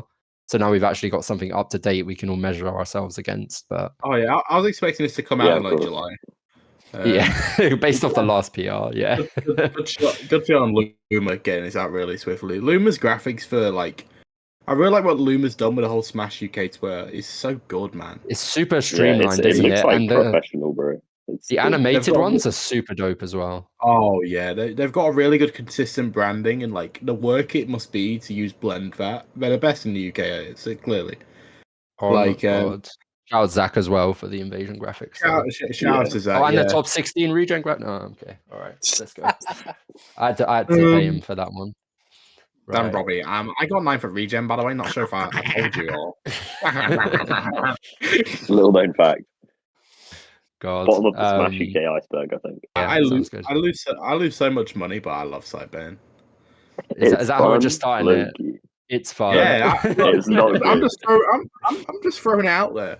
When there was one time. Yeah, when the fun stop, exactly. There was one time where I think I put 5 bets against like Light or something, and then Light won, and I was like, I'm never 5 betting on a single match ever again. That's rough. Oh, no. Yeah. I think it was something like Meister beats Light, and then Light beat Meister. I was just like, well, how did this happen? Like, I've only ever done a few side bets ever, and I think I've won like 4 out of 5 or something. I think my best one was like it was at Reunion 2, and it's like Circle Dave, who's like this Southampton player against Corvus, which I already knew was going to be a banger set, by the way, because they're just like polar opposites of like mentality and players. But I was like, Circle Dave is going to sweep, and literally like I think it was Fabs was like, there's absolutely no way your like random duck cunt or on a plant main is winning. They didn't know. Does he know? Right, that's the thing, right? Side betting is so much more fun when you got the knowledge on your side of what that player is capable of, how you think they will play into that matchup in theory. Because then you see it all unfold in front of your eyes, and you're like, either this is a really good bet or it's going to be a mad, entertaining set. You put it on the most boring matches, right? Like Zona versus Zona or something. Yeah, and suddenly you're like watching a football match and like everyone's scoring goals every 2 seconds. Blast zone bets as well. Can we talk about those? Blast zone bets. I love blast zone bets, bro. Tom, do you know blast zone bets? I have no idea what this is. So you know there's a left blast zone and there's a right blast zone. Yeah. You go up to the person, you're like, all right, right blast zone, shake. and then you're the right blast zone, they're the left blast zone for the final stock of the game. So this initially started by me watching, I think, Cosmos versus Dabuz or something at a tournament. And they were just ping-ponging the sides. You know how Luma gets you from one side to the other? You do like the Pyrus IB, suddenly they're on the other side. And it's just like, it's an emotional roller coaster. I did it 3 times at Smashborg on Burning versus Ali. And I was like, right blast zone, right blast zone, right blast zone. I lost 15 pounds to Fabs. I was so stubborn that it would be the right blast zone once. And there was one time where it kill screened on the right of the final game. I was like, yes, Burning. Didn't die. And then kills Burning on the other side. And I'm just like, I just sat through Toon Link Ganondorf for nothing. Like Blast Zone side bets are like peak spectator experience. Like it's so volatile. Like I was just practically screaming at the player during the set. Lito, on the other side, please, Lito. It's like it's low-key like side betting is like a good like bonding activity as well between people who don't know each other that well. Like Robbie, as long as you're being responsible with it, really, like that's the thing. Like obviously we've had the whole like betting server like incident. I think why it was brought up as well. I think Grisius brought it up. I can imagine. I don't want to assume for Grisius, but I think they're probably the kind of player which feels a bit conscious when there's been a side bet made on them. I do sometimes as well. It can add but I think and stuff. That's the other side as well. Is like how much information do you reveal about your side bets? You don't want to actually influence how the player thinks during the match. I've done this once. So it was at Den of Dragons, the first one, and it was Streaks versus Solid.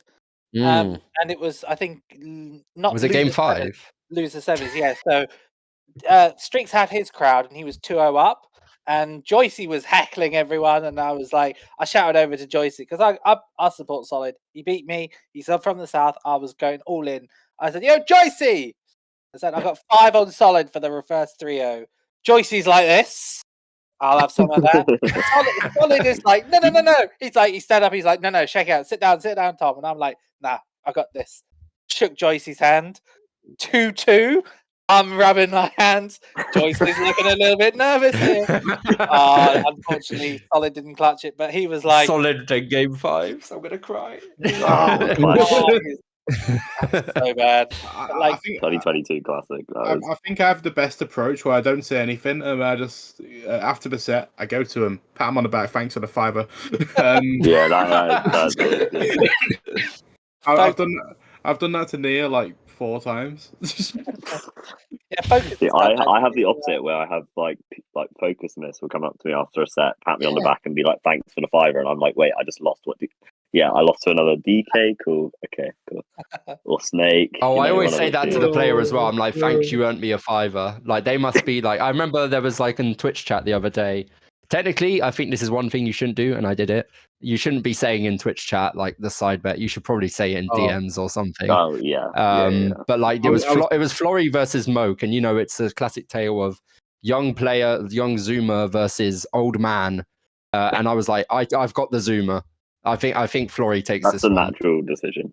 And it went like game. I'm gonna say 3 last hit. Flory takes it, and I'm just like.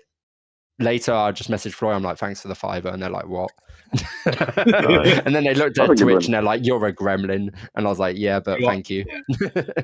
I did that with I can't remember. I lost the $5. I was just like, "Yo, Cal, 5 on." I think it was 5 on I Phoenix after that one game 1 against Nullord, and I was like, "Yeah, this is upset material." I kind of overthought there. It goes without saying, don't bet with minors, obviously. That you got to make sure they're over 18. Tekka was really cheeky when he was a kid. He tried to get us to bet with him, and I was like, "No, stop it!" Stop. Your time will come, not now.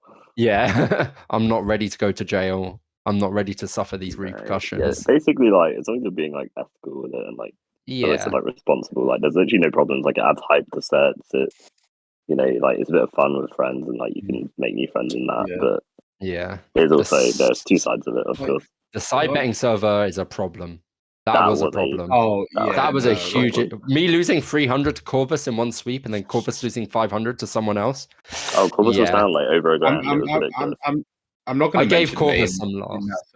Because there's some players who just went down massively. Like we're talking $2,000. LSP cars. No. No, don't expose me. No, I went up 200 quid then left. I was like, yeah, okay. Yeah. I think I made like a drink side bet with someone, and that was it. Yeah. Yeah. Like, I think side betting among like two adults who like are just fine with it is a really good like bonding experience. It Like, is do you really remember fun. in Pixel Bar, Robbie, when we were on K2's opposite We Rocket side League? bet on Rocket League. It was so funny. Two random teams. I was like, I've got G2 Ultimate, you've got someone else, and it was just like I we were think I watching found 30 cars, getting drunk with cars with cars. It was Cars a good one. Good time. It was a really memorable experience. But yeah, I lost, right? Is that yeah, why it was memorable? you got body, kid. It was like they started like reversing it as well. When they start reversing it, it becomes so much more intense. Like, Oh yeah, you're like 2-0 up, you're like, yeah, I got this, like the Joycey moment, and then it's just like, oh shit, they're actually. I think Optic was 2-0 down when I made the bet, and I saw the games count up. I was like, oh Robbie, you're so done, man. Give me my 30 now. Was it 30? It was 30. Why do we bet such high amounts? Regrets coming in. I bought you a Jaeger bomb before, and then I was like, yeah, this is 30, Robbie. All right, fine. Standard. Standard. I don't think there was too much else on side betting. I think it's just a fun activity. I can get why some people might be offended by it, but I think if you keep it closed doors, you don't like publicly post all your side bets all the time. Yeah, I don't be flaunting them around loads, you know, that sort of thing. It's the same in my eyes as money matches, really. Yeah. I mean, people go around all the time and be like, money matches. Money matches. It's usually the better players. Oh yeah. They get in their bag. Streak walks up to me and was like, do you want a money match? I just laughed at him. I was like, yeah, all right, Streak. I know Robbie's going to come to me at Dead Zone and be like, Cards, do you want a money match? Just in I don't know. It depends what point of bracket. I don't know. If that Min starts cooking, I might just lose all my confidence that day. So maybe I don't want a money match. Maybe. If you buy him a few Jaeger bombs beforehand. Well, yeah. Oh, yeah. At Warwick University. Yeah, right on campus. Robbie, they do them in the vending machine, man. Have you seen it? Oh, my God. No, I've not been there. Since they've added vending machine Jaeger bombs. I think another one is, what's it? Salty sweets. We don't need to talk about that too much, but you can bet on that as well. And I think some people are really bad at choosing good salty sweets. Like Regen, there were a couple good ones, and then the rest were just like misses. Mine was like they were like the Ditto ones. I'm just like, whatever, man. Manny Belil was kind of entertaining. Me, Wills was entertaining because I won. Right, yeah. Sure. And we put like 50 on it. There were like real stakes. Yeah, if there's good stakes, yeah. One of the more stakes in that or something. Like I can't remember. Like they put on what's it, Gaia Charnucky. That was the worst thing I ever watched. Wait. Oh my days, bro. It's just like punish Lil Mac for spamming F Smash. No, come on. I think Gaia's got a bit of sense though. Yeah, But yeah, I thought you put your bracket spot on the line in that money match versus Will. No, what? Who told you that? Will. Okay. No. Insane. That was real. Like I don't know. That was really hype. I was like, yeah, Will's in bracket tomorrow. Let's go, man. Low key. I cooked in that money, or what is it? Salty sweet, and then I got 9th the next day. Yo. Yeah. Money matching RobbieAK47, worst mistake of my life at Robbie. Oh my God. Specifically. Right, we don't need to go into Regen anyway, but that's everything I wanted to say on side betting. I don't know if you guys no, I think that's everything I wanted to say too. Robbie got 9 for Regen, by the way, chat. What a good note to end that one. I just can't get away from mentioning it. It's just like it's in my DNA now. I remember you made like a massive announcement of your stream. And you're like, guys, this will be the last. Oh no! time. I said it again on a public platform. This will be the last time, guys, I ever mentioned Regen 2023 9th place, Mr. RobbieAK. Bring him on the podcast. Again. Saying it. Bring him on the podcast. Go on. That's why Tom lured me in. Doesn't care about what I'm going to say. Just wanted me to break my pact. Yeah, we're actually going to edit the whole thing except for you saying 9th to Regen. Like, this is all like a setup. There's a hidden camera there. There's a hidden camera there. If you check in your wardrobe, we got Ant Deck. What's behind this? No. A window. Out comes Smar and Joycey with like a microphone and Yeah. On my balcony that they've ascended to using a like tightrope. Yeah, sure. I could see it. I could see Smart doing something like that. Good. Joycey would just Yeah, like no. kick down the door. Like there'd be two approaches. There'd be Smart coming through the window and being like, "Right, you've been Right, pranked." you've been pranked. But yeah, Yeah, You know, I'm happy with that. I'm happy to wrap it up here if you boys are. I'm going to wrap it absolutely. up here. Thank you very much for coming, and thank you very much for listening. Thank you to my guests Robbie and Cars for donating your time. I'm, super appreciative for you for coming. It's been really fun, and I hope we go up from here, and we keep continuing. I do want to keep pushing these out every other week. There's plenty more topics. The Discord was a little bit busy the other day. I'm going to put the link in the description, and then you can also find it on my Twitter. So please, jump in the Discord if there's something you want to talk about. Let us know, and we can have a word with it and talk about it. But outros, gentlemen. Robbie, is you got any Yeah. thoughts? Thank you so much, obviously, for inviting me on the show, Tom. It's been really fun. I think it's really cool to have a podcast like this as well. There's nothing like it before. I think it's really well organized. It's organized by the right people. And I look forward to being on the show again in future for other topics, but I'll let other people have the spotlight until then. Follow me, RobbieAK47. I'm a Shulk main and a TO. Bye. I'm still here though. And Cars, any last words from you, my friend? Well, thanks for having me, Tom. A lot of fun being here. I'll be here next week as well. Tom doesn't know that yet, but I'll be back. He's got his foot in the door now. He's just never leaving. I'm not leaving this Discord call. No one can make me. How do we tell Cars? Well, I've had a blast. It's been fun talking, and make sure to catch all of Tom's stuff. I've got nothing to shill yet. I may have something to shill soon. Absolutely. I don't Watch the know. space. I don't know what watch. Not this space. Well, you should watch this space as well, but you should watch This space. LSB Cars. Yeah, LSB Cars. Watch my space. Watch Tom's as well. But there's going to be some big things happening. Shout outs to Swan Dive Events on Twitter, my TO team, which just consists of me really at the moment. But some big things to come. There's some big things to come. And yeah, shout out to Midlands. I forgot the app, but Midlands Hub is very cool. I love the Midlands. Big Midlands fan, but I've shilled too much. Sorry for wasting your time, Tom. Thanks for having me on. No, thank you. And Aaron, do you want to say? I mean, yeah, thanks guys for coming on. It's been great. Like, we'll be happy to have you on again at some point as well, for real. It's been great to chat to different people about it, about the game and everything. And I hope we can keep doing it as well. Yeah, that's pretty much it for me. So Yeah. Thank you very much for tuning in and listening. And until the next time, stay safe.